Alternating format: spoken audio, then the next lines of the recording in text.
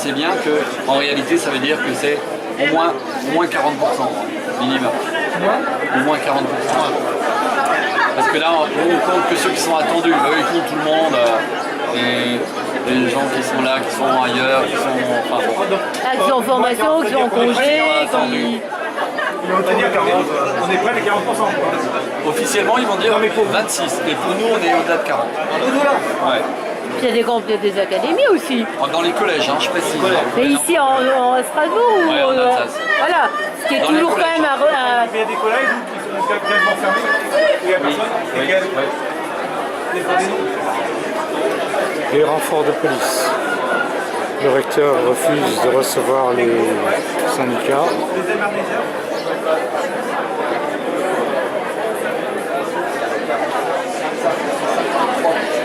ça. 25. 48. Le Z c'est 48. 48, 4. Avec Le Haut-Rhin. Ouais, je vous ai beaucoup donné de... Ceux qui voulaient pas nous rejoindre, Là, j'en ai pas encore beaucoup sur le Haut-Rhin. À Brunstadt, Non, sur le Haut-Rhin, non. préviste en pourcentage environ.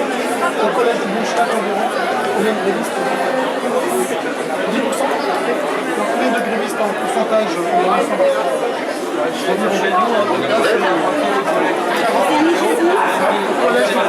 Non, mais les collèges à plus de 50% en Alsace, c'est quand même fort. C'est quand même fort. Non, mais en Alsace, il y a un gréviste. ouais, voilà, ça touche plus les histoires géo, les langues géo. On les voit les langues anciennes, ouais, beaucoup. Moi, j'ai plein de collègues de D'accord, pas de l'ensemble du personnel. Ça, je ne sais pas encore. Ça, je sais pas, je saurai ce soir. Parce que vous appelez à l'ensemble des personnels à faire. Oui, on a tracté dans les lycées, quand même. dans tous les établissements. Pas que les collèges, hein. C'est ça aussi, je pense qu'il faut le dire.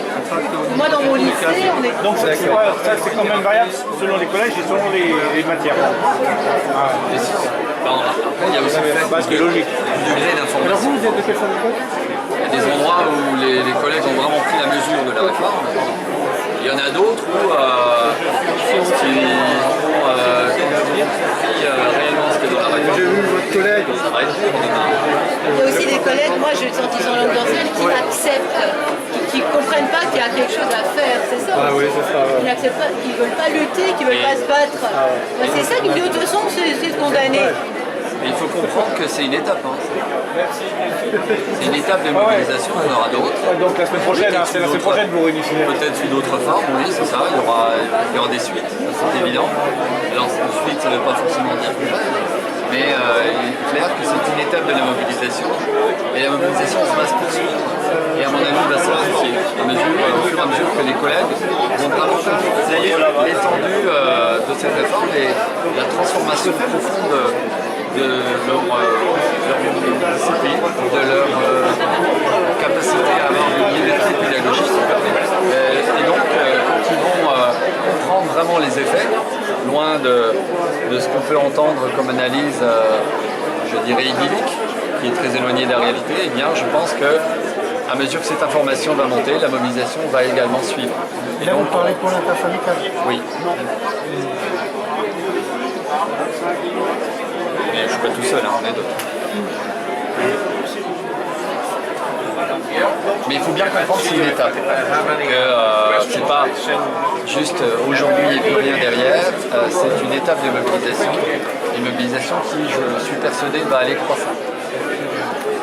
Surtout, moi, ce qui me frappe, c'est que tout l'opinion publique est quand même avec nous, et surtout dans les médias, j'ai jamais vu autant de personnalités prendre la parole et écrire.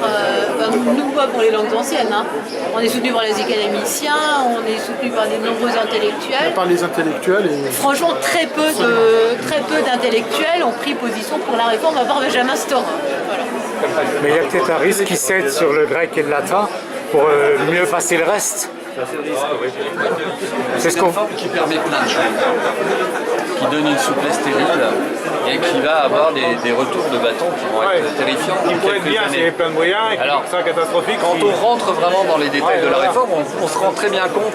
On est quand même à un moment où l'argent public n'est pas facile, où il y a une pénurie, on voit très bien ce qui va se passer. On ne veut pas des garanties orales, non, on veut des garanties écrites. Donc on veut dire retirer ce projet de réforme tel qu'il est écrit parce que ça ne va pas, on en rediscute et on réécrit les choses de manière claire. Et si l'objectif est vraiment d'aller vers un collège plus égalitaire, qui va permettre à tous d'avoir davantage de réussite et d'ambition, allons-y. Mais on ne l'écrit pas. Ils ne peuvent pas dire non, on fait plus confiance, non. Non, on fait confiance à l'écrit. Voilà. Donc ce texte n'est pas bien. Donc c'est un faux procès fait justement aux bilingues et au latin et au grec qui ne sont pas élitistes. Et il suffit de regarder un peu l'origine sociale des élèves dans ces classes pour voir que ce n'est pas, c'est ouvert à tout le monde. Et l'année dernière, ce qu'on n'a pas su, c'est qu'il y a eu une enquête nationale.